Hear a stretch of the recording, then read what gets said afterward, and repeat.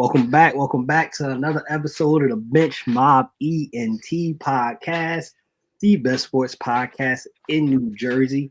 I am Tone, Mr. Still Not Worried, your host. We are joined tonight by the usual cast, Miles, Greg. Fellas, how y'all doing? Doing good. I'm doing good, bro. The Daniel Jones era is over. I'm happy. As he just mentioned, the Daniel Jones era, we are going to be talking about Daniel Jones, but even more than Daniel Jones, Brian Daboll specifically, the conundrum he's in. We'll go in details later about that. Of course, we're going to be talking about recapping the Chiefs, Bills games, Ravens, Steelers game. We talked about it last week. Some of our predictions was right. Jets, are they the Cowboys of the AFC? And I know we're going to have some NBA conversation for y'all. I ended off with some games. We starting off with this one, getting straight into it. Before we do that, though, let's take care of some house rules. Subscribe, follow, share with any and everybody on all streaming platforms and on YouTube. If you're watching, if you're listening, hit that 5-star rating. Chiefs, Bills. This game told you more about which team. Throw some stats out there. The Bills finished with 2 sacks, 3 tackles for loss, and 7 quarterback hits on Patrick Mahomes. This game drew 31.2 million viewers. This is the most since the 2007 matchup between the 8-0 Colts and the 8-0 Patriots, which was a Peyton-Tom Brady game, which is expected going forward. That's going to be our modern day version of that is Mahomes, Allen. It's going to do numbers every single time. This game told you more about which team? The Chiefs a little bit. I mean, for this team, 9-0, it sounded great. But if you look at some of those games, they won by the skin of their teeth. Like the week before, block kick basically saves their undefeated season. A couple other games where they're dragging, maybe win by a field goal. They weren't dominating this year.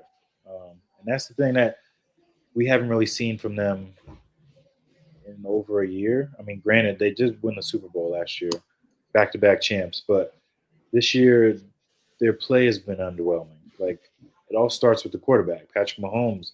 This might be his worst season in the NFL, and they're 9-1, which it's impressive. But now you get teams like the Bills, who you have Josh Allen, who's amazing. Like, he's dominant, and he's shown that he can carry a team regardless if he has a number one out there catching passes for him. They're more balanced with the run game. They got James Cook, who's out there who can make plays for them too. And the offense looks really good. And this Bills defense, even though they've lost pieces, I'm sure Matt Milano is going to come back at some point, which that's going to be a big get for them to come back this year. They look like the best team in the AFC right now. And part of me thought that this would be a down year just because, losing Diggs and losing Poyer to the Dolphins and other guys, those would be big hits for them. But they found a way to still look really good. And I mean, it just shows the continuity of the team with Josh Allen and everybody that they've built this with. Like, Khalil Shakir is their best receiver right now. He's playing lights out. And yeah, Diggs is great, but everybody's kind of opened up and been more selfless in their role, which if you want to win, that's what you got to do. But Bills, they're looking like the best team. They're looking like the team to beat in the AFC at least.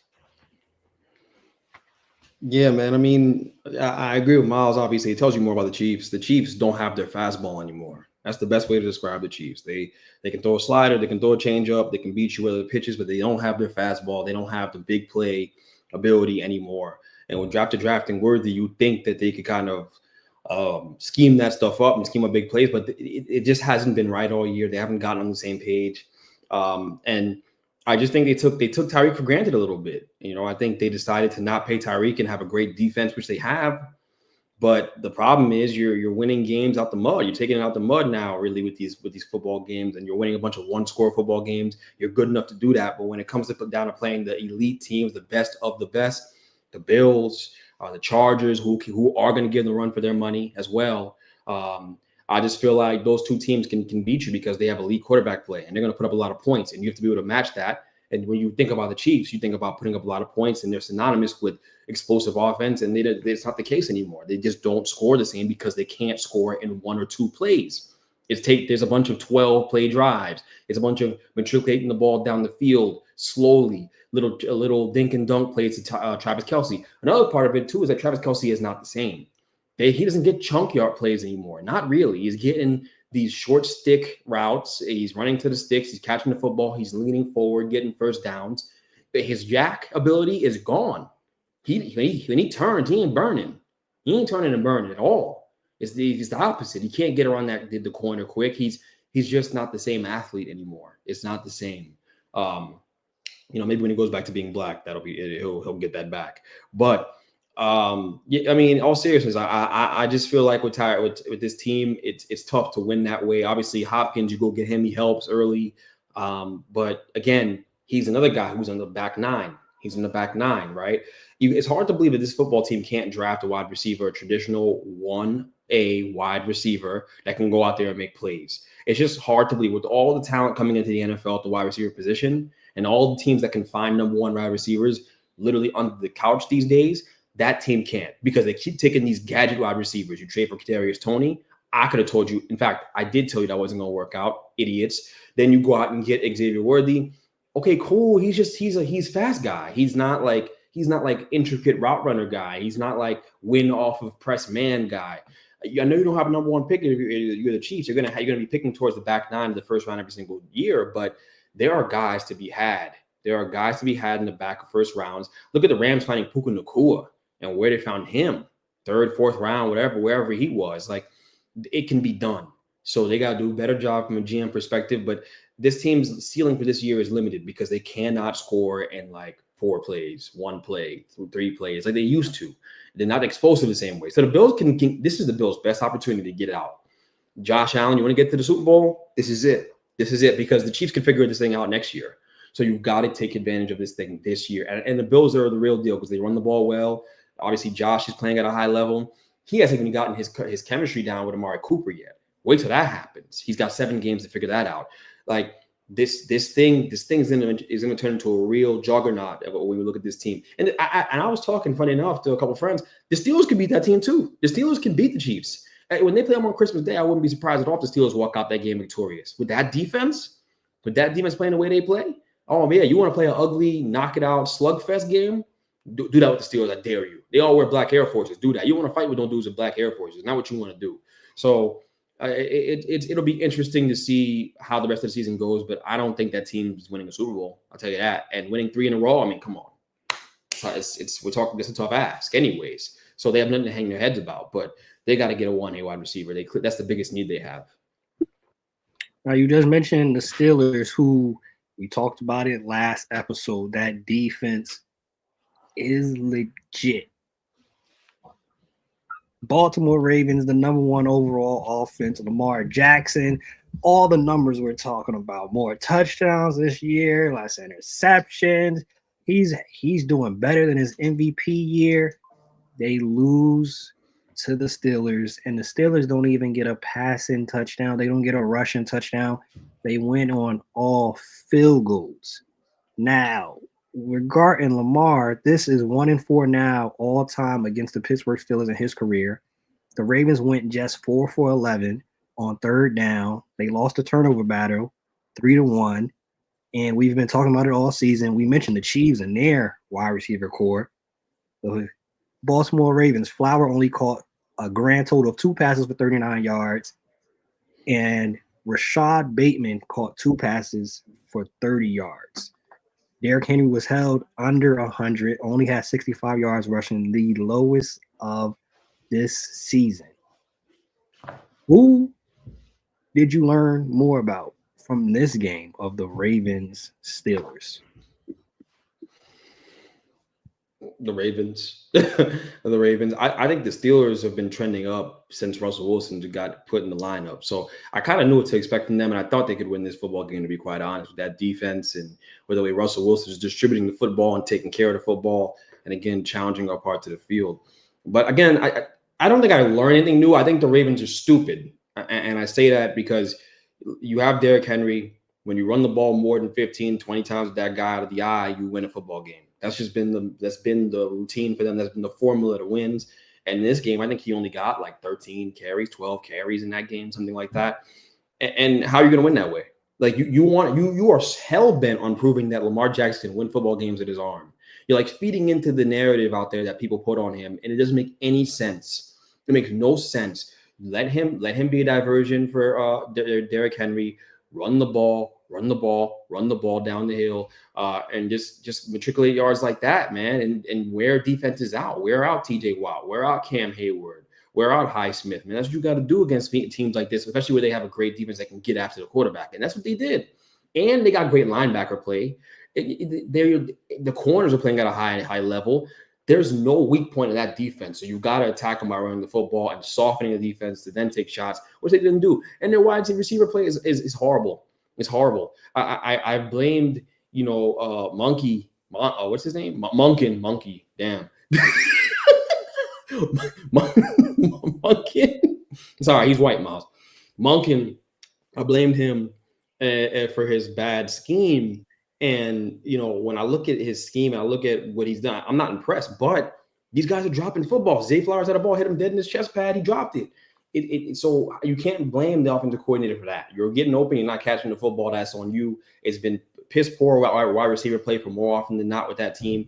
And again, when they match up with the real killers, the real teams out here, playoffs or not, whatever it is, and really tough defenses, stout defenses that make you target the outside part of the field, which is what they did, by the way. They took away them in middle of the field, which is where Lamar likes to work, and hey, you're gonna beat us. You're gonna beat us out here on the outside. You're gonna go get thrown against Joey Porter and them dudes. Let's see how you do. And that's always been his weakness. He's not a finesse thrower. Lamar Jackson's not a finesse thrower. He's a great player. He's not a finesse thrower. So if you know that, play to your strength. Run the ball at the eye 25 times with Derrick Henry. Take your chances doing that. And they didn't do that, and they lost the football game. Hopefully they figure it out. But it's been 10 games at this point, and you haven't figured it out yet. So I'm starting to believe you're never going to figure it out, and you're going to have another just sunk season with Lamar Jackson, which is criminal. With the Steelers on that other side, I think, sure, they didn't score any touchdowns. Boswell might be first team All-Pro as far as kicking goes, but that defense shows that it's good enough to beat anybody. I think, like you said, they've almost been rejuvenated and felt a little bit of a jolt with Russell Wilson coming in because now they have a little more confidence in the quarterback. Fields, they were winning just because the defense was killing it. They've been killing it all year, and they've been doing this for years. I mean, everybody knows Steelers defense. Usually Ravens defense is good, but this year, but I think this team could make a run possibly in the playoffs if it comes down to it. As long as Russell Wilson's hitting those guys, and I mean, you make a trade for Mike Williams for this reason, that later in the season you get some more chemistry. Now you almost have like two number one receivers out there for Russell Wilson. The running game's been what it is, Arthur Smith. But that defense, I think they could beat anybody. They could beat the Bills with that defense. I'd like to see them against the Lions at some point, but that might not come into the Super Bowl. So, Greg, you're going to have a happy home if the Steelers make that bowl. Someone deserves to be happy in here. So, yeah, it's all right. Speaking of, before we go on, right, the Ravens have another issue that it's kind of been talked about all year, little hints at it. Justin Tucker has another game where it is absolutely inexplicable, missed field goals. If he makes one of those, they probably win the game. This is going to be a major issue because the Ravens are going to be a playoff team. There's no way that they're going to go on a crazy losing streak and miss the playoffs. That's not going to happen with them. What do you think the Ravens need to do regarding the kicking situation? Should they go get another kicker? Do they have to, what are they going to do? Because in the playoffs, it's a game that might very much well look like that Steelers game. It's not going to be no shootout. Lamar's not going to have 5 touchdowns. You're going to need Tucker to make a daggone field goal. I think they'll trust Tucker until they can't. Like if he's missing field goals in the playoffs, and it causes them to lose out and miss like a chance at a Super Bowl run, then sure, that's when in the offseason you look to pivot. But I mean, his track record, this is probably the worst he's been, and he's like a Hall of Fame level kicker, percentage wise. Like he usually doesn't miss kicks like this, so I'm sure they're looking at it like an outlier. Like he's been a little off, but he'll get right. But I give him the benefit of the doubt.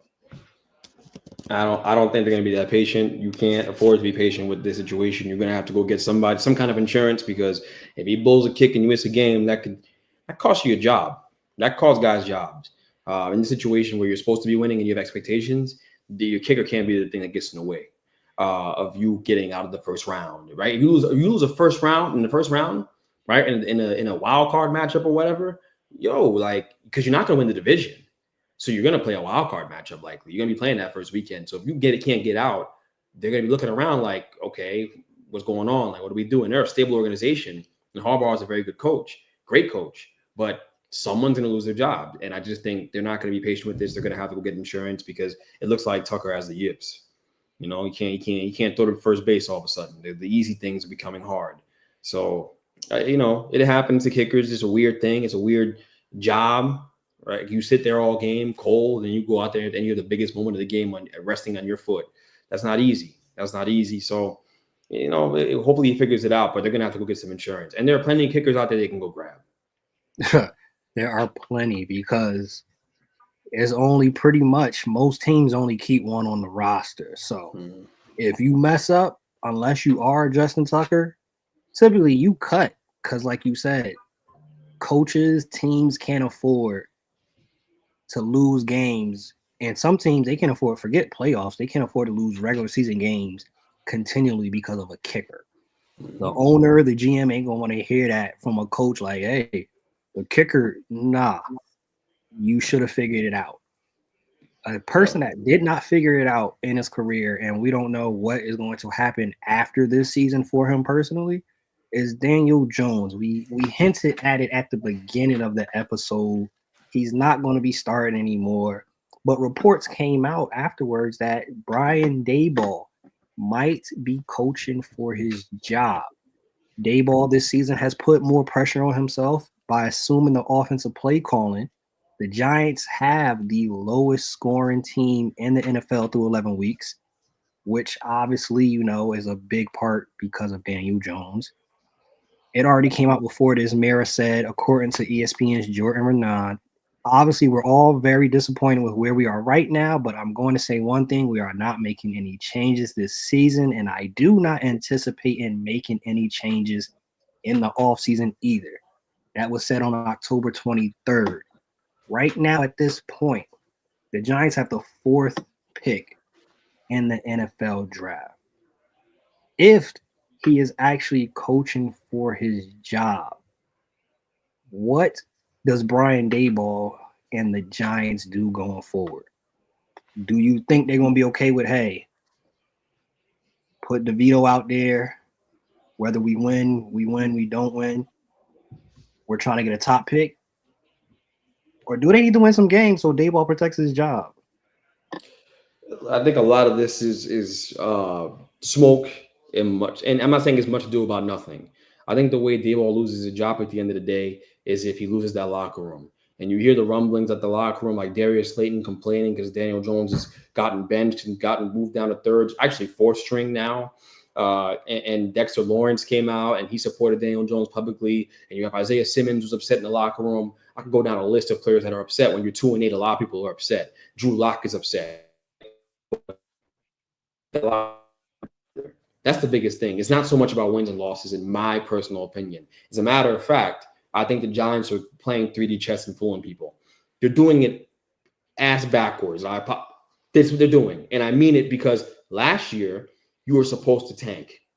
This year, you're actually going forward with the tank, and it's deliberate. And I'm accusing them of tanking. I am, and no one will do it. Anywhere you go, they'll say no. Teams don't tank. Teams don't want to do that because these guys got to feed their families. The tape matters. Blah blah blah. They're tanking. They're tanking. Clearly, they're tanking. And it's not. And you could say, well, then leave Daniel Jones out there. Like you'll lose games anyways. You're right. Except if he gets hurt, they're on the hook for another $30 million next year, and they won't even have him on the team. It'd be a disaster, a fireable offense. So I would love to see these players who come to Daniel Jones' defense hold them accountable. You know what I mean? Every other quarterback I've seen in the NFL I see is held accountable. And if things weren't going well for Russell Wilson at the end, who had a leg to stand on because he won a Super Bowl, All Pro.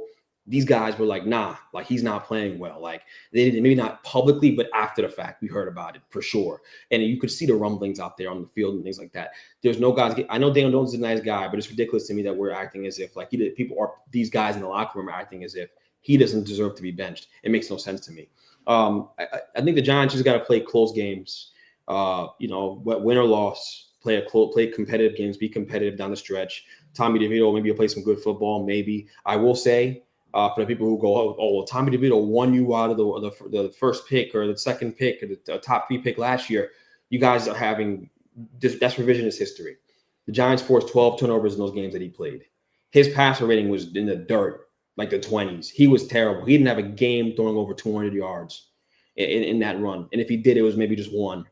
The Wings defense was playing out of its mind at the time, and that's why they won those football games. It was not because of Tommy DeVito. So I don't anticipate him playing out of his mind and winning those football games and putting us on his shoulders. I hope the defense does not play well. I am a Giants fan. I'm telling you, I want to lose games because that makes more sense. It benefits the team more and the future of the team. But the problem is, what benefits the team doesn't benefit the players, and that's where the clash comes in, and that's why you have guys who are upset in the locker room. Because they need to win. They want to win games, and they work their butts off to try to win games. But fans understand, like, yo, if we win games, it's not beneficial to the outlook of the future. Like, the Commanders have been terrible. They have a terrible culture these last few years. They get Jaden Daniels. Everything changes. Now they're going to be a top team in the NFL for the years to come. The Texans, god-awful. Now they're going to be a top team in the NFL for years to come. It's the same thing. Like, it just happens. It just happens that way. Drake May to the Patriots. Drake May is the real deal. He's the real deal, right? And there's Caleb, who, well, maybe we'll talk about him. But yeah, yeah. So the moral of the story is a quarterback can change everything. And if Shador is the guy and it makes sense, go get Shador. The Giants have been at 3 or 4 of his practices and 3 or 4 of his games. They're scouting him hard. And one thing I know about this regime, they scouted Drake May that hard last year too. They like him. Go get him. Don't let the media or anybody else stop him from doing that. Tommy DeVito's in. We got to go lose some football games. We're gonna lose some games. Let's go lose. Every weekend I'm tuning in to see us lose a game, starting this weekend, and hopefully we have some fun on the way. That's it. But I do think Mara wants to keep this thing intact, and I don't think he wants to let go of Daboll or Shane. I really believe that. You got to think about the way your franchise looks. If you keep cycling through coaches and GMs, no one can take you seriously. It's hard. All the change. It's really tough. He won Coach of the Year 2 years ago now. That he's a good coach. 2 years ago now, he's a good coach. It's not him. Daniel Jones sucks. It's not his fault. He's calling good plays. He's scheming up wide open receivers. It's on film. He's doing his job. Let him come back and do what you brought him here for, to develop a quarterback. Hopefully that happens this year. We get our quarterback, Cam Ward or Shador. Hopefully Shador. Now, you mentioned not letting coaches go, not letting GMs go. Oh. It's a team that shares the arena with y'all over at MetLife that has the other locker room called the New York Jets. They have recently, after, already firing Saleh this year, coaches, they have fired their GM, Joe Douglas, and there's been reports saying, hey, it's not the GM. It's not the coach. It's the owners that's the problem. And there's reports that came out, article came out that essentially the New York Jets are the Dallas Cowboys of the AFC. Woody Johnson and Jerry Jones easily are viewed as, and some would say are facts, of the worst owners in the NFL. Miles, as the Jets aficionado on the show, our Jets beat writer, our Jets insider, do you agree with the viewpoint that, y'all the Dallas Cowboys of the AFC, man?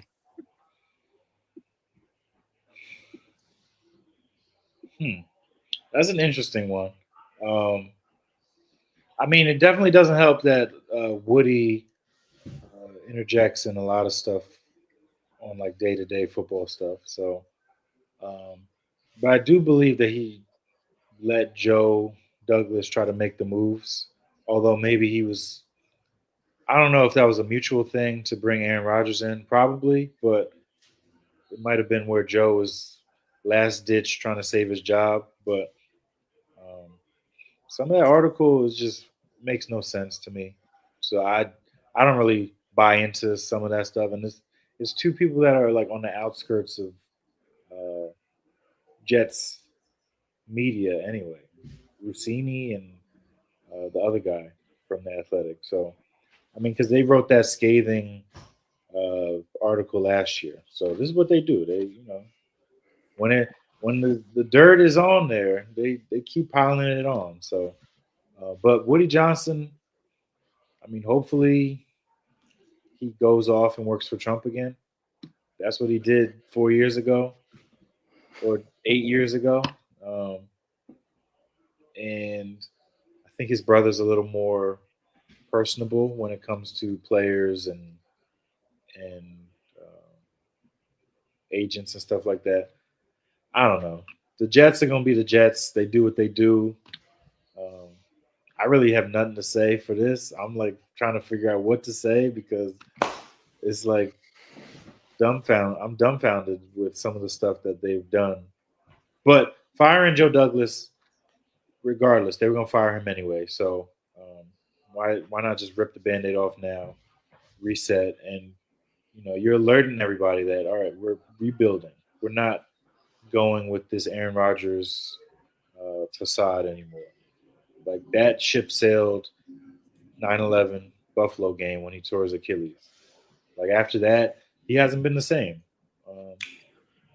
Understandably so. He's 40 years old, coming off a major injury, and there's just nothing here right now. So I'm looking forward to what the future brings.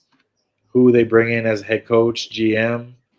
I'm interested to see those picks. But yeah, next year they got to go for a QB in the draft, or you play out the year next year with Tyrod and whatever, and then look for the next draft next year. But they're drafting another quarterback at some point, most likely this year, depending on how bad we are. Which the only game I see that's winnable is the Jaguars game, and if Trevor Lawrence comes back, I don't know. That's a toss-up. So things are looking great in Florham Park. For those that did not get a chance to read the article, some of the things mentioned in there is that he fired Saleh without consulting anyone. He blocked Bryce Huff's extension. He nixed the Allen Lazard day 2 pick trade for Jerry Jeudy. He refused Hassan Reddick's extension demands. He pushed for Tyron Smith signing, Mike Williams signing, and the Davante Adams trade. Benched Tony Adams against staff's wishes. And to your point about the Aaron Rodgers situation, they had to figure that out because he is due $23.5 million in 2025. They can't outright cut him. The best opportunity, if they want to get rid of A-Rod, is hope that he retires. If not, they have to make sure that they cut him by, I believe it was July 9th is the last time before they have to pay that full $23 million.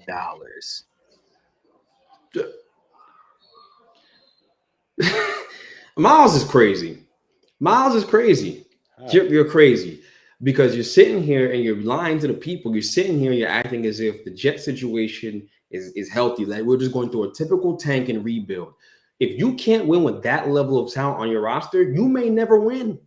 You may never win. Did you all pro, all world a cornerback, the best cornerback duo in the league. You got an all world defensive line. For all Wait, these did they pieces. did they leave with Joe Douglas? I'm sorry. Because those guys, because when a new GM comes in and a new coach comes in, everybody that was there before just stays. That's how that works. That's not how it works. But okay, studs are gonna be there. Garrett Wilson, Sauce, all those guys. Brees. We've got like a solid foundation already. It's just ignoring. You're diverting it. Though, I'm not diverting. I'm just you are because I'm fact checking you. No, that's it. I didn't say that. I said they're there. I didn't say they're going anywhere. But what I'm telling you, all I'm telling you is that when you have all the talent in your roster and you lose and you're habitually losing and you haven't had any success over the span of 25, 40 years, whatever it is, it's been a long time since they've won a championship. You weren't alive. I wasn't alive. It's been that long. The owner is a problem. It's a cancer from the top. It's a disease. It's a virus that spreads throughout the entire body. Like the Cowboys have all the success in the regular season, and they find a way to lose the big game. And I'm telling you, Jerry Jones is like a fungus in that organization. It's the same thing with Woody Johnson. He's a fungus in the organization. Let's just be honest about it.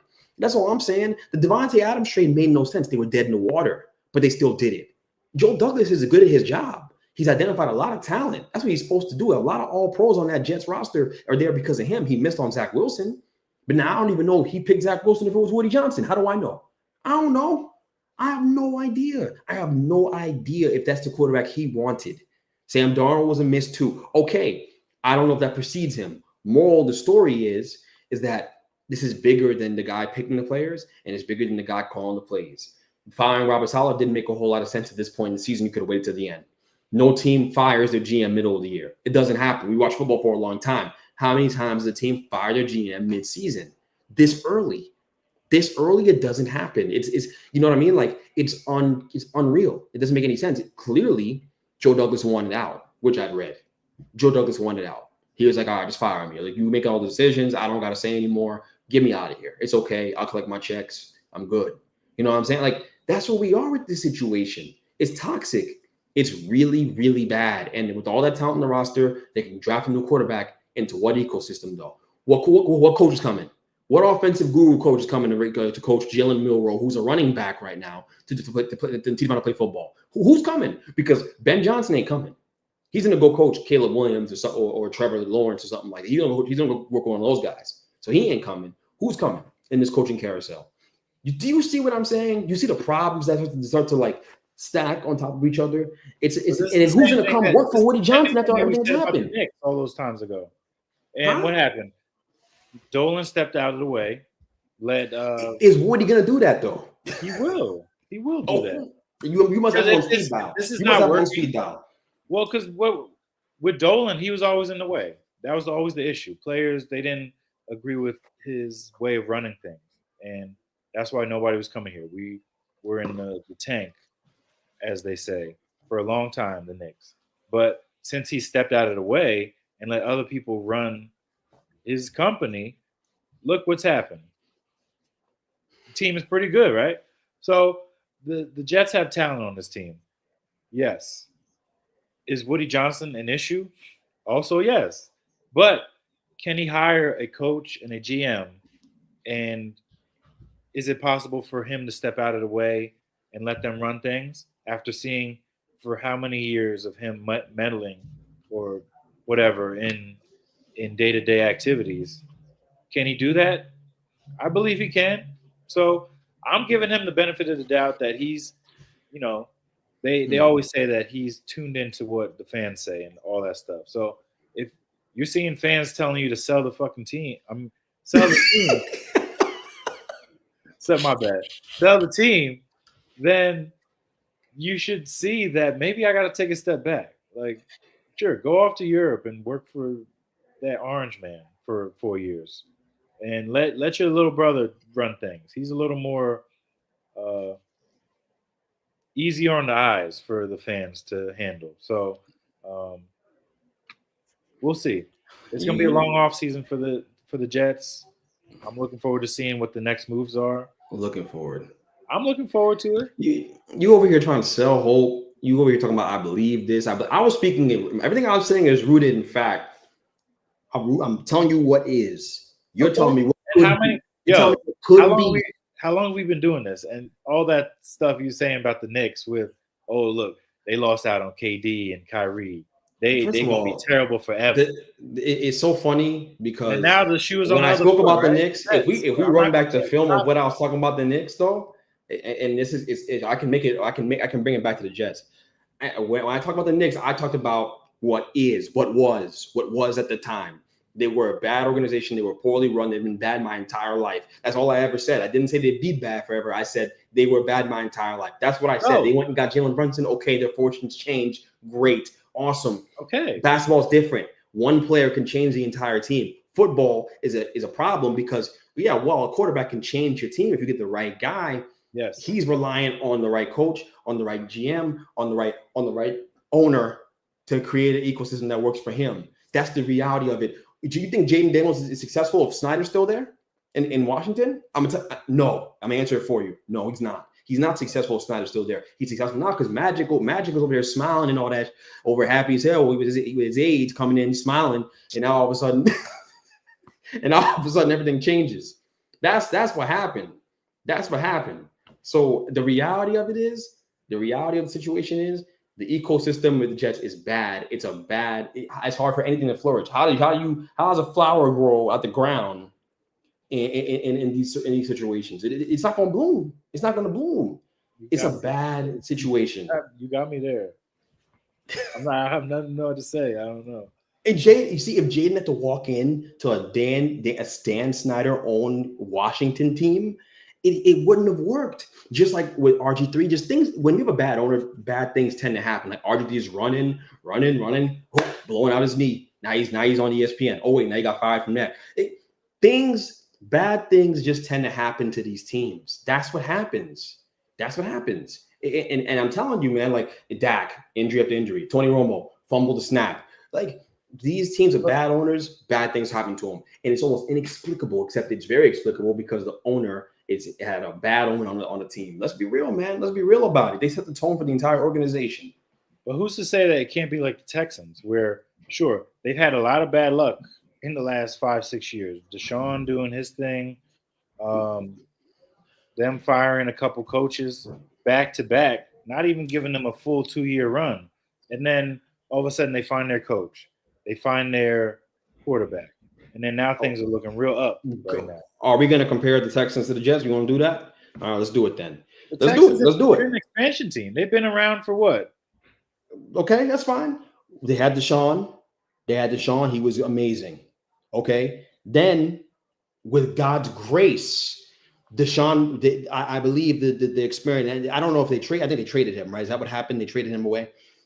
Right as all of the craziness around him getting his Gucci, all that stuff, came out to the public. All of it came out. They got rid of him, and he was a worse off player for it. Suspended. They avoided all the nonsense, right? They dumped their problems onto a different team, and they literally took everything from that Browns team in the process, and they've been profiting off of it forever. Now they've rebuilt after giving their teams years of good football with Deshaun. They had his prime. They used his prime up like a running back, got him out of there. Now they got CJ Stroud over there. They back up again. They back one of the coolest teams in the one of the coolest franchises in the NFL. They're back up again. So can we compare it? Because the Jets ain't been up. They have a lot of talent. Zach Wilson was a bust. Sam Darnold was a bust. Mark Sanchez was the last guy you had success with, right? That run in 2009. It's been tough. Jets fans are beat up. And I actually feel bad for Jets fans. I'm not saying this to disparage them, make them feel bad. I feel bad for them. This is a tough go of it. No one deserves this. No one deserves this kind of abuse, really. But that's what it's been. And we got to call it what it is. And I don't know how they fix the whole problem with Woody Johnson, but they've got to address that issue. I don't know how. Like, Cowboys fans are hoping that Jerry Jones dies so they can get out of this curse, man. This is how bad this stuff can be. You know what I'm saying? Like, it's just where we are. We just got to call a spade a spade. It's tough. I'm not saying there's no hope. They got a talented roster. You get the right quarterback, maybe it works out. But I just know watching football and watching sports guys, when you have a bad owner, bad things happen to your team anyways. You can have everything right. Bad things happen. It's just weird. And that's why I'm targeting a guy like Vrabel, a guy who's I look at him and I see he's along the lines of like a Dan Campbell, somebody who's holding everybody accountable. He's been a leader for a long time. Um, he's led those Texans teams to the playoffs for a while. I mean, he didn't get a fair shake in Tennessee either with the whole AJ Brown stuff. So, but I look at him and he's at the top of my list of people that we need in this organization. We don't need to just go get a first-time head coach who is an OC somewhere, hot up-and-coming name. Get somebody established. Stop with this, like, these brand new guys who've never done it before. So you start there and then work your way up. Get the quarterback. So but who that's established is going to want to come coach under Woody Johnson with everything that we know. And when Bill Belichick is on that TV, on his little TV little segment with Pat McAfee, and he throws a jab at Woody Johnson weeks ago, saying it's been the same old nonsense with Woody. He said that. It was a few weeks ago. I remember that clip. And they were talking about the Jets. Like, who's going to want to go coach there if you're an established coach? What, you could wait and get another job. Why you got to take that one? You may have no choice but to hire a young guy like a Canales or something like that. And we see how that's going over in Panther. I'm serious. I mean, I know there's only 32 jobs in the NFL, but it's hard. Like, it's a hard sell right now. Joe Douglas is respected around the NFL. Everybody with an opinion who matters in this thing says Joe Douglas is great at what he does. Now he's missed on quarterback. He's missed. But he is. It's not like he hasn't missed. He missed on a whole draft. Like, there was a whole draft. His first draft. There's not a single player still balling in the league. Is that why you're losing games right now? That's not why we're losing games. Oh, okay. Aaron Rodgers is playing terrible. It's the defense suffering because we fired our coach. There's a lot of things that happen. So, he's done a good job. Trust me, I've seen bad GMing. Joe Douglas has done a good job putting talent. Yeah, his saving grace for a while was that Brees, Garrett Wilson sauce draft. That's a great draft, but surrounded by a lot of filth. So, filth? What's the filth? It's Woody. That's the filth. He's the one doing the scouting. He's the one drafting. I mean, we can look through his resume. That's the problem. He is, though. He is doing the scouting. That's the problem. He's doing too much. And that's the problem, Miles. That's it. To your point right there. He just wants to get too involved. He wants to be a scout. He's trying to live out. He's trying to cosplay. That's what he wants to do. Yeah, it's crazy, man. I'm telling you. I don't envy. I feel bad. I'm not saying this. I don't take this lightly. I ain't laughing at Jets fans. This kind of misery, it makes me feel blessed to know that at least we have competent ownership with a job. At least I know that. You know what I'm saying? For real. Now you said you feel bad for Jets fans.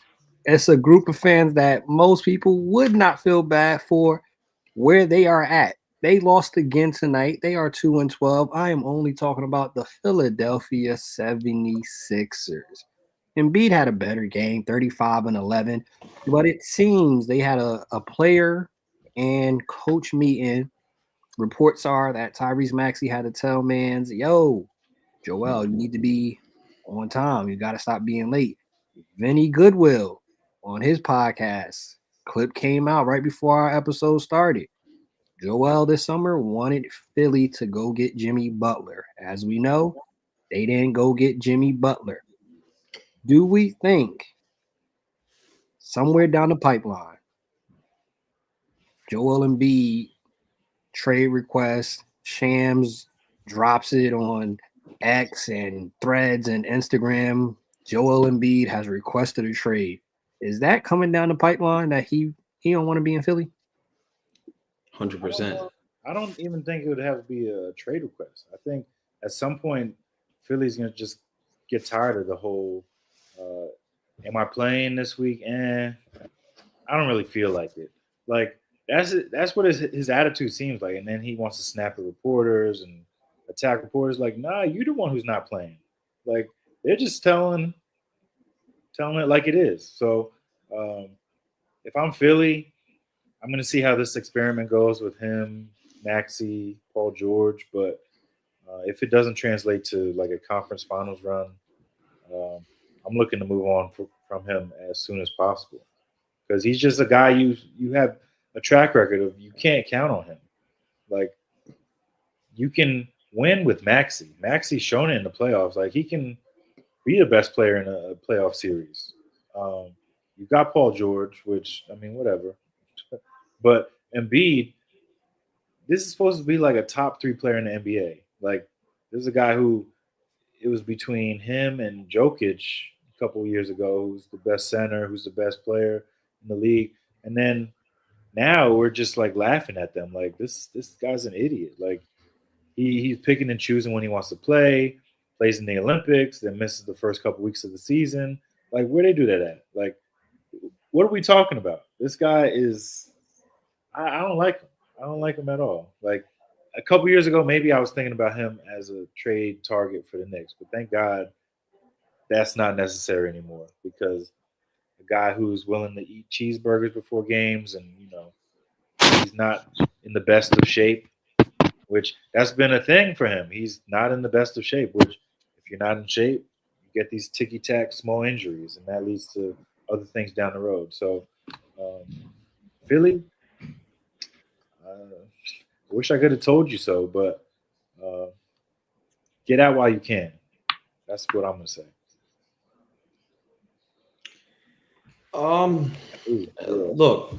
Look, he's going to be out of there. All right, that's the bottom line. I think Miles hit the nail on the head. Embiid's a pain in the butt, and he covered why he's hard to root for at this point for Philly fans and for people in the front office. But if you look at just the tea leaves, and really it's not even that. It's not even that subtle. He is being very open and clear that he does not want to be there. That guy showing up late to meetings, we never heard before in his career that he had an issue with tardiness. At this point, then you think about the interview he did a couple of weeks ago. It may have been a post-game interview right before he had the whole little situation with the reporter where he said that fans are basically ungrateful that he played through Bell's palsy, that you guys seem to forget about that he's played through numerous injuries that no one talks about, and all they can think about is the fact that he's not playing now, and they don't appreciate what he's done. This is essentially what he said. I'm paraphrasing. That's what he said. He has a real gripe with the organization for not supporting him publicly through his injuries and with the fans. And I'm not saying that he has a real case to be made. I'm not arguing that because in my opinion, you fat, like get in shape. Like that's why you're getting hurt. Get in shape. I've been saying that about Embiid for a long time. But I'm talking about it from his perspective. He wants out. He wants out. And he has a love affair with Jimmy Butler. And he's wanted Jimmy Butler to come back for a long time. He did not want to lose him the first time around. Apparently he wanted him again, which I think Tone would have covered. I may be stealing his thunder. But, he wanted him back again. And instead, they got Paul George. And then when they asked him about Jimmy Butler after a game against Miami earlier this week, he raised about Jimmy Butler and says he's the top 5 player in the NBA and he's amazing and he's unguardable. That's a micro aggression. He's passively he's subtweeting the Daryl Morey at that point. So these guys know what's going on in the organization. And they know that right now they have Jeremy McCain, who's amazing. They have Tyrese Maxey, who's a high-level basketball player. They could restart with those 2 guys. You want to get this guy out of there because he's going to spread again, this is on theme for the night, a fungus in the organization, which is Joel Embiid. He's upset. He's unhappy. He's walking around mugging people, talking in that little deep voice, raspy, all that stuff, like walking in there barefoot, talking crazy. And at the end of the day, you got to get him out of the organization so these young guys can flourish and see how things are supposed to be done. Thank God they have good vets like Kyle Lowry in the building. But 2-12 with that team, and Paul George is hurt every single night. And that was a desperation trade, if we're being honest about it. Or pickup. It wasn't a trade. It was a pickup. It's just you got to get him out of there. And he wants to be out. So to Miles's point, they may beat them to the punch and trade him, right, without him asking. But I think that he's going to have to ask. He's too good of a player. He's going to have to ask to get traded. And when he does, we'll see what teams are going to line up to go get this guy with all the injury history, with all the shenanigans, with everything that's come with them, with the baggage, right, with all the mileage. We're going to see who wants to line up to go get this guy. It's going to be very interesting. I know one team, Miami, that would line up because they've been star hungry for years, guys. They've been desperate, and they've been telling us. So they might do it. But I don't know a whole lot of other teams that are going to do it. because he comes to too much. So we'll see. But the whole thing and shape thing to me has been an unforgivable sin with him. Time. All facts right there. You mentioned, Miles, that at one point we was having discussions, Jokic or Embiid. Who do you want? Who's the better player? Jokic, we've had discussion about his shape. Is he in the best shape? Does he take it serious? Is his body where it needs to be? All these questions with Jokic. But at this point, he is on pace, looking like, from all reports, from all accounts, from all insiders, from all people that have a vote on who wins MVP, they're saying that he's set up to win his 4th MVP in 5 seasons. Now, when you mention 4 MVPs in 5 seasons, there's only 3 people that have been able to do that in NBA history. If he gets it done this season, it would be him along with Bill Russell, and LeBron James won 4 MVPs in 5 seasons. That's 2009 to 2013. This season right now, he's averaging 29.7 points, 13 rebounds, 11 assists, 1.7 steals, 1.1 block, 56% from the field, 56% from 3, 84% from the free throw line. In the 10 games that he's played, 7-3 for Denver, 6 triple doubles, 9 double doubles, 4 consecutive triple doubles. Yeah. This man has a 30-point triple double, a 20 rebound triple double, and a 16 assist triple double so far this season. Is Nikola Jokic going to be able to sustain this hot run though? Yeah, because he don't jump over a sheet of paper. So yeah, he's gonna be able to sustain this because he doesn't tax his body to play at this level. The only thing that can really ruin his case is wins and losses at this point, and being able to sustain winning basketball over the years. I mean, they got Russell Westbrook, so talk about fungus. Sorry, talk about. I know I'm saying sorry to Tone. Talk about fungus. I know he had a good game the other day. I'll give him credit. He had a good game. I think he got like a triple-double the other day, which is, I think it was a record-setting triple-double as well. So good for him. He's a good guy. He is. His 200th triple-double. Good. I'll give him credit. Let the record show. But, man, like the team's uninspiring right now, and I don't know what moves they can make to get better. I don't know how much regular season success they'll be able to have when it's all said and done. I don't think that they're, a better basketball team than the Lakers anymore, to be quite honest. And I'm using them as an example, team that they were clearly better than last year. And so I just have questions about them being able to win enough games. But if there's one thing I know about MVP voting, and I'm not saying Jokic doesn't deserve it. I'm just saying there will be no voter fatigue when it comes to this white man. There will be none. But there was when LeBron was doing this thing. Just remember that. There was. When it comes to this white dude from Serbia who rides horses all day and don't give a damn, just punch the clock and show up to work like he working at damn wherever, like a restaurant or something like that. He shows up like it's not a big deal. There's gonna be no voter fatigue. And it annoys me. I'm not gonna lie, it annoys me. It really does. But he's gonna go out there and continue to put up numbers. That's what he does. He's a great player, all-time great player, deserves all the credit in the world. Yes, he does. He's the best player in the world. Yes, he is. It's just about winning enough games, and I worry about their ceiling as a basketball team, even in the regular season, to sustain this level of play as a team. But I think if they were the 6th seed and he had these numbers, they're going to give him the MVP. If they were the 7th seed or 8th seed, he's getting the MVP as a play-in team. I do believe that. I do, and I think it's because of that too. Because they did the same thing with Russ. They did the same thing with Russ. No, okay, that's fair. I was hoping you'd say that. I was hoping you'd say that. Perfect. About Russ. Perfect. But Russ is 6th seed though. Yeah, you guys both talk on it. Both talk on it. What do you guys think? Because it always, we've had this discussion, but I agree with Greg to hear the conversation already that you're already thinking about giving Jokic that MVP. What do y'all two? Because obviously the league changes every year. What is y'all criteria for what MVP should be? Because I've said it, y'all have said it multiple times too. LeBron should have more MVPs than he has. I think Kobe should have more MVPs than he has. I think MJ should have had more MVPs than he had. But it's always, sometimes it's like, oh, those three players specifically, just putting them out there. There's voter fatigue. Oh, we can't give it to Mike again. We can't give it to Bron again. They had no problem with Bird, but nobody yet in the league has been able to give a direct definition of what MVP is. Every year it changes. Right. Yeah, what's the criteria when y'all look, all right, this year they got, you mentioned wins. Is it, hey, I need 50 wins before I consider somebody MVP? What is y'all criteria for MVP for our listeners and our viewers? Because we'll make it plain and clear. What is MVP for y'all?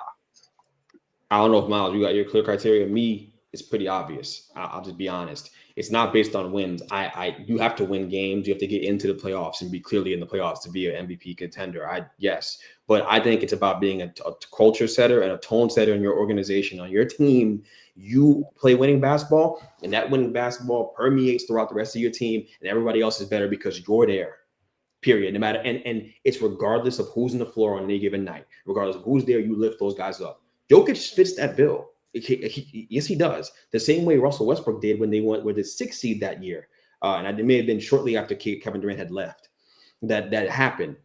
But there was nobody else around him. He deserved that. He was playing with virtually nobody in those years, essentially. No offense to those guys, but they ain't going to hear me on this podcast right now. Maybe they will. I don't know. But you know what I'm saying?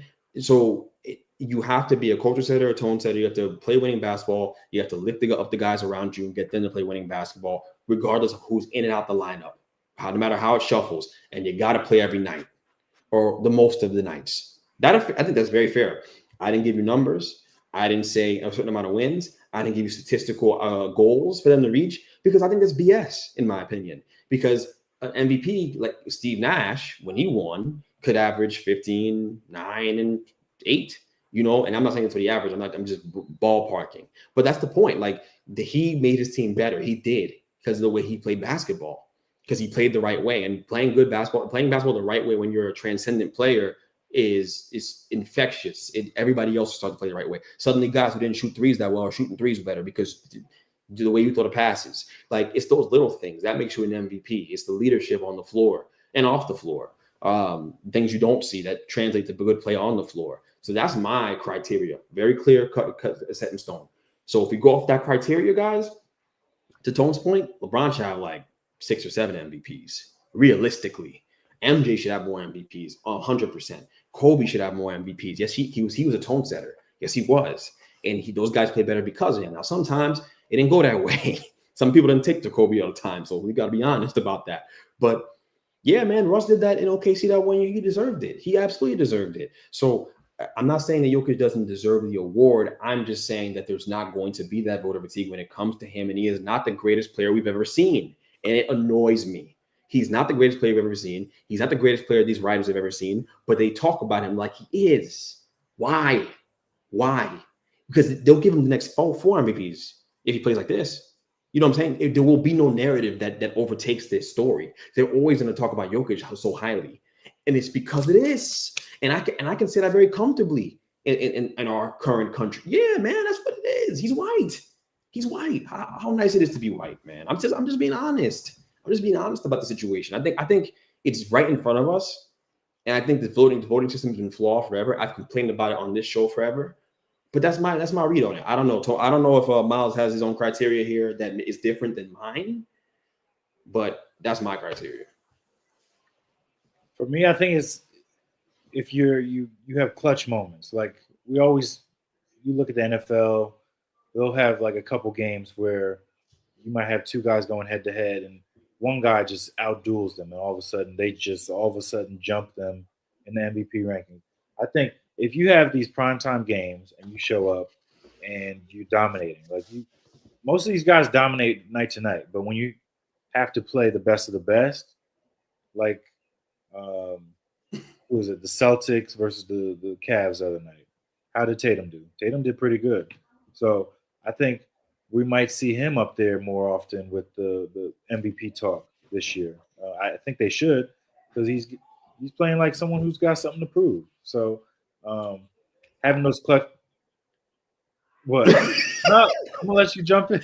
I don't want to see because we have 50. You see, we had an hour. Tatum. You saw my criteria I just listed, right? I think that my problem with Tatum is that I haven't seen him with guys in and out the lineup. Like Jaylen Brown hasn't gone down, and I see you rip off 5 straight wins in a row with less. He has a great situation around him, and he can't help that. It's not his fault. It's not his fault. I don't want to pick on the light-skinned kid. I'm just saying that when I look at him, I look at the way he goes about playing the game. There are nights where he can when he's not playing well, I feel like his impact on the game can be limited at times. He's done a better job. He's an MVP candidate. He's an MVP caliber player. I'm not, giving him a hard time in that sense. But I think everybody's gripe with him is that he should be more impactful on every single night than he is. And sometimes it feels like he can fade. That fair? That's all I'm saying. That's all I'm saying. See it, because they won't beat the Cavs regardless. The Cavs are doo-doo. True. The doo-doo. Right. They're not a great basketball team. I'll use this though. Like last year with JB and the Knicks. Like that's sometimes you had guys who were injured. OG was out of the lineup. Randall was out of the lineup. He's carrying that team with whatever was on that team to wins. Games that probably shouldn't have been winning, but we were still winning. We won like 50 games last year. So, and he didn't get as much respect from the voters as I think he should have. So that's what I'm saying. That's what I think. I picked him for MVP last year on this show. I said he was the MVP. That because he fits. I'm not a hypocrite. He fit my criteria. That's what I'm talking about. Like he was clearly the MVP of the league. Who won last year? Who won the MVP last year? Was it Jokic? Who won it? Oh, Embiid, right? Was it Embiid? No. Who was it? It was who won MVP last year? We can't even remember. We can't even. It was so irrelevant. We can't even remember who it was. I thought it was the Here Nigga Damn award for Embiid that he finally got. So you on mute, bro. I think it toned on mute. Is he not? It was on It was Jokic.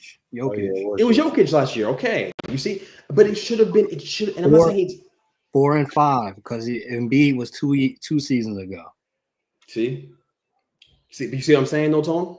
And then even that year, Embiid won for most of the year. Jokic was Jokic. Favorite. But you see what I'm saying though? When they played each other or something like that. So yes. But you see what I'm saying though? Like with a guy in New York City to revive that franchise, the run they won was magic. It was electrical out here. The NBA couldn't stop talking about the Knicks. That narrative, and we always say it's a narrative-driven award, and they'll tell us that, the writers on TV, but that narrative couldn't overtake Jokic winning it again. You see, you never get tired of marveling at his greatness. You see what I'm saying? Like, if this was LeBron and we were at the height of LeBron's peak, if Jalen Brunson had the year he had last year, Jalen Brunson would have won MVP. Firmly believe it. They gave it to Derrick Rose, right? And LeBron should have won that year too. But we got tired though. We got tired of his greatness. Why? But we're not tired of Jokic though. Do you see what I'm saying? Oh, you gotta get me mad on the podcast, bro. You can because like it annoys me because it's so in our face. You know what I'm saying? Even when Embiid won, we had voters coming out afterward saying that they really should have gave it to Jokic. Coming out afterwards saying, it was to Miles' point of his criteria also of the clutch moments, their matchups. He played and he had better games. Mm-hmm. But we can tell it was a situation where a lot of people did it begrudgingly, to say the least. If they could, and it wasn't a mass media of fans and people saying Embiid should win it, and they didn't have to probably answer to that, then they alluded to it that they would have gave it to Jokic, because we're hearing it now on a lot of podcasts. They've been talking about it, saying Jokic should have been 4 in a row. They're letting us know they didn't really want to vote Embiid in as MVP. Yes. Which I think that's where the dangerous part comes in with this. Because if you keep stacking up these MVPs for Jokic, it puts him in a conversation in a stratosphere that I don't think he's in. Like, he shouldn't be in that conversation with, like, we really talk about it, where I see the podcast and people, the greatest big man ever. Pump the brakes, please. Pump the brakes, please. He's playing, like, we got to remember this. He's playing in an era where there's not really that many big men, actually. Prime era of big men.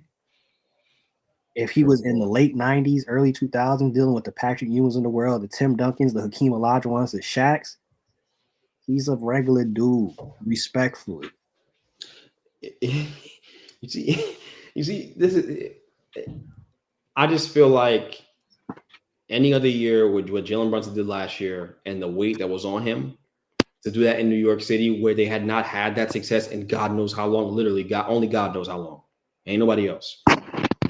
And for him to go in there and turn the culture by himself, essentially, because it wasn't Tibbs and it wasn't the other guy. He had teammates to help, of course, but it's him. It was him.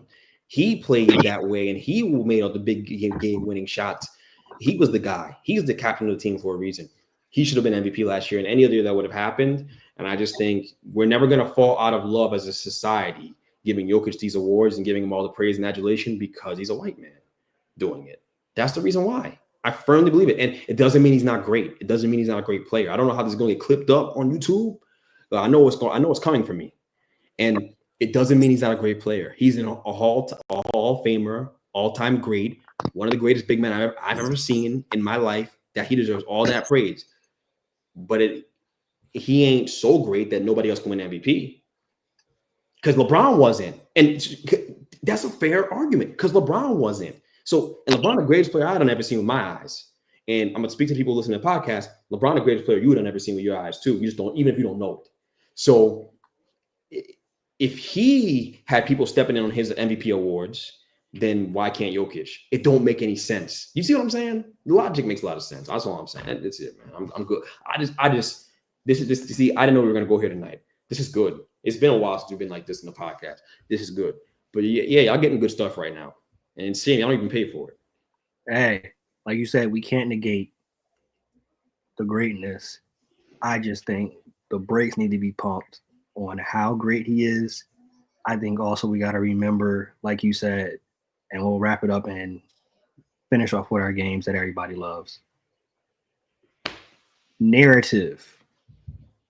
I'm gonna just reiterate it. Again, what Jalen Brunson did in probably the biggest market of the NBA. And the NBA is at its healthiest when the Knicks, Celtics, Lakers are good. And the Knicks were really good last year. The Knicks probably make it to the conference finals, maybe make it to the finals if not for injuries. And to get the reports back that he was sixth in MVP voting, not even a top 5 finish, not a top 3 finish, not a first place vote. I think he had maybe 2 second place votes. This is the issue. But that's why I say, like, Nick's hate is real. Like, Halliburton started the All-Star game over him. I'm like, what the hell? And then for him to make second team All-NBA last year, it just made no sense. Like, he was clearly the best point guard in the league last year. We argued about this last year. Who made it over him? Steph? Who made it over him last year? It may have been Steph. Or was it somebody else? No, I think Steph had a third team spot. Okay. Well, I know Shea probably should have won it. It was probably Shea. Luka, Shea, Tatum, Giannis, and Jokic. Bro, and this is the thing that, like, Luka's a better basketball player than Jalen Tatum. There's no debate. But he wasn't better than him last year, and he wasn't better for his team. And that's the context in which you pick an MVP and All-NBA. Why do they keep doing this kind of stuff? It's so annoying. Do you know what I mean? Positionless too. It was like positionless. And it's positionless. But to your point, and we could go on about this. You just mentioned Luka. Luka and Nikola, best believe they're gonna be first team for years to come. Right. And y'all know they've been trying. They've been trying for the last couple of years. Not Embiid, not Brunson, not Halliburton. They don't even want to see Giannis Greek behind back up there. They've been pushing for the last couple of years. If not Jokic, it has to be Luka. Mm-hmm. They've been pushing that, and we've seen it again this year. The man don't play a lick of, he don't even try on defense. It's disgusting. Pushing it Yeah, I keep pushing Luka for MVP. Luka for this year is going to be Luka for MVP. The man plays one side of the court. He never comes in shape. He just like Nikola. Don't really take it serious. This is working at the bodega for them. I could do it. I cannot do it. I don't really care. I'm good either way. Yeah, that's where we at with the. And you know, nasty because they held defensive metrics against Jalen Brunson in their arguments on why they didn't give him MVP. That's the nastiest part. They ignore it when it comes to Luka. They ignore it when it comes to Nikola.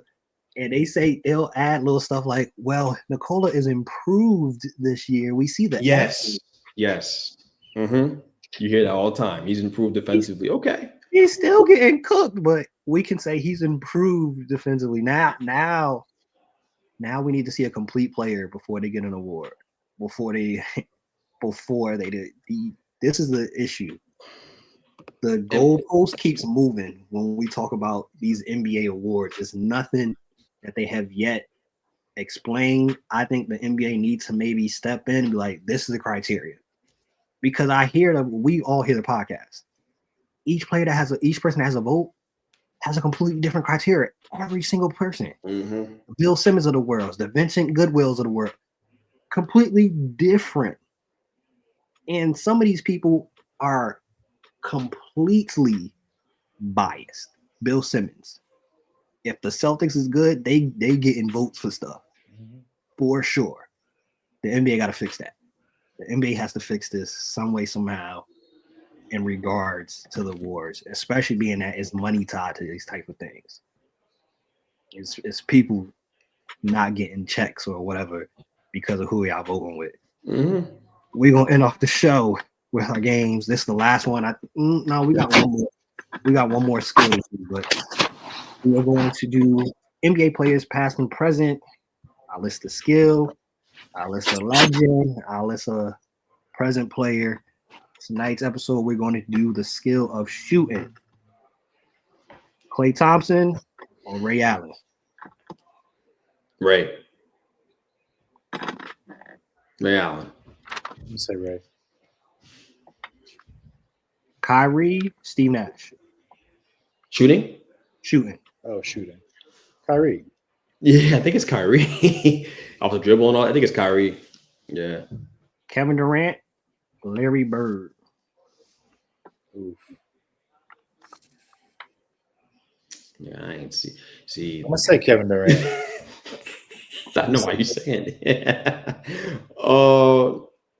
That's a tough, easy one to pick.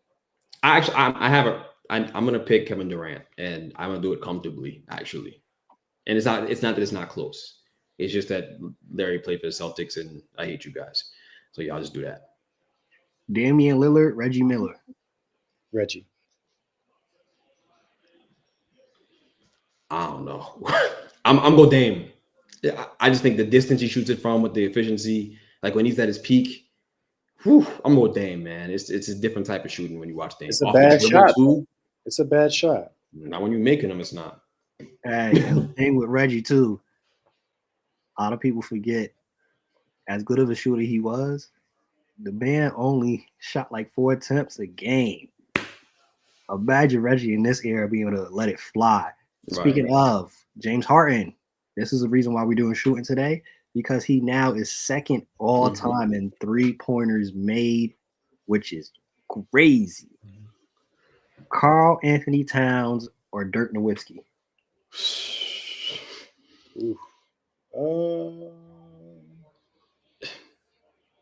Dirk. Yeah.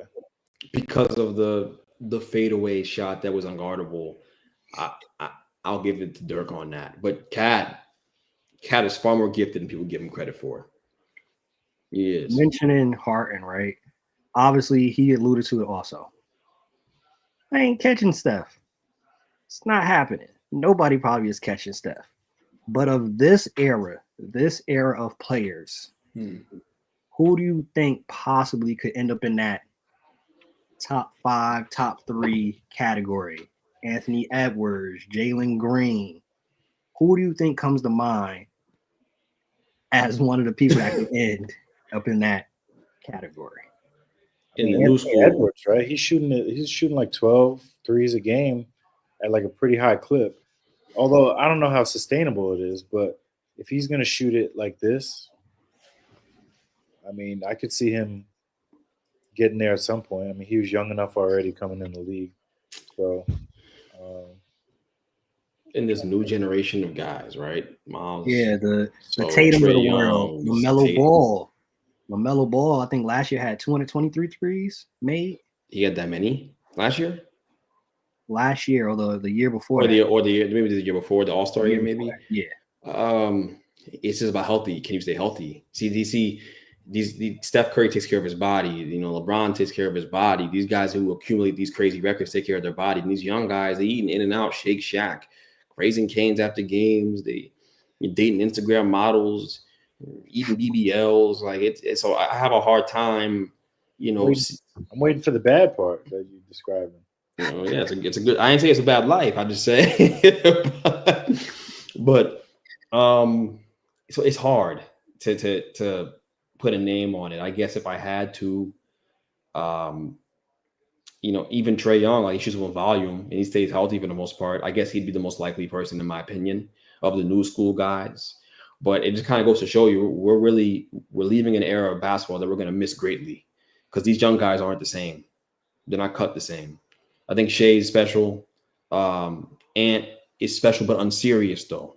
And I think we have to guard against how unserious he is. Unserious. And I don't know if he's going to age the best. His game will age the best because of how unserious he is, because the way he eats and all that stuff and doesn't take care of himself. But yeah, man, I'll go Trae. I just think he takes the highest volume of those shots, and I can see he also doesn't get hurt that often. He's out there, and he's going to be in the NBA for a long time as a point guard. So I'll go with Trae. What the hell? And off the show. We're going to end off the show with this. Little trivia. I trust y'all basketball knowledge. I had another one, but we're not going to go to the NFL knowledge. Basketball knowledge. 2004-2005 season. Top 10. Can y'all guess the top 10 selling NBA jerseys of the 2004-2005 season? Now to give a little recap of what happened that season, the Spurs won the title, Nash won MVP, Emeka Okafor was the rookie of the year. AI led the league with 30 points per game, and funny enough, the Seattle Supersonics were still a team. They won 52 games that year.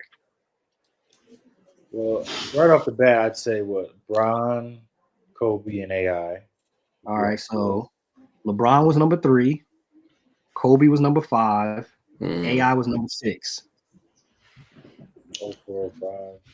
I think Nash was up there in the top 10 that year. Nash did not make the top 10. Woo! Shaq, maybe? Shaq was number 1. That's when he was with Miami. Big Diesel. All those freaks out there wearing them Diesel jerseys. What about D Wade? D Wade was number 9 on this list. Was Melo on there? Carmelo. Melo was 7. That's when he was still with the Denver Nuggets. Yeah. That's right. Okay, we're cooking right now. I'm trying to think of the teams that were good at that time. T-Mac could probably figure it out at that point. Vince Carter was prime. T-Mac was still on the Magic at that point, right? Rockets that year. Rockets. Yeah. Oh, Yao Ming. Yao Ming was up there or no? Yao's not on the list, but T-Mac is number 2. Damn. Oh, that's T-Mac where he made 9 threes in like 1 minute and 32. That's that T-Mac. He was a killer. Okay. So I said T-Mac's name. It counts. I'll give you a hint. Chauncey. Miles, he was on Ain't nobody was buying no Chauncey Billups jerseys. Huh? Somebody from the Knicks that year. Amari Stoudemire? Starbury. Stephon Marbury, number 4. Number 4 is too early. Yeah. Ooh, what about Jason Kidd? No J Kidd. You got 2 spots left.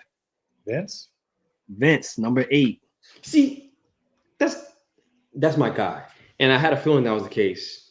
That's my guy. He was with the Raptors. The reason why I love basketball, I tell people all the time, Vince Carter. Now I got one more spot. This player played with the Orlando Magic, point guard. Ooh. Penny? not Penny. Or Arroyo? Arroyo. No. No, not Jameer Nelson. No, not Jameer Nelson. I want to say hell no. With the He Magic. Ray also Frost? this player also played on the Rockets at one point. Great for Austin? Nah, not Ray. Not Skip to Malou. Yeah. Was he on the Magic at some point? I think he may have been. Yeah, Skip to Malou was on the Magic at some point. I think he was on that championship run. He was on one of the backups. A point guard on the Magic. Who the Yeah, point guard on the Magic. A point guard that also was on the Rockets. Stevie Francis? Steve Francis, Damn. number 10 selling jersey in the 2004-2005 season. Wow. I'm glad y'all got it because I was going then I ain't know what other clue to go. I was gonna go to retired, accused of being on drugs. Yeah, damn, Greg, you didn't help me out at all in this one. Nigga, what? Yeah, I said T-Mac. Hey, I was able to pull that game off because, like I said, I trusted their basketball knowledge. These two right here, they stay ready, so they ain't got to get ready.